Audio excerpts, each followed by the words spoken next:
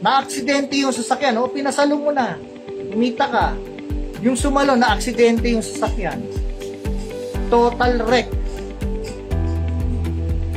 Siyempre, isipin nyo, oy, may insurance naman yan. Naku po, pag nalaman niya ng insurance na pinasalo mo, wala po kayong makiklaim. Bawal po yan. At sa tingin nyo ba, habang sira ang sasakyan na hindi nagagamit ng sumalo, yan bang sumalo na yan, tingin nyo magbabayad? So yan ha, pag-isipan ninyo.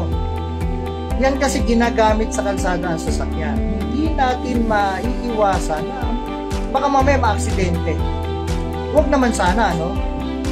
Okay, in good faith, kung nakasalo, gusto magbayad, bayad ng bayad, paano kung na total wreck? Paano kung hindi yan nakapag-claim sa insurance? Sa tingin nyo ba sisipagin pang magbayad yan?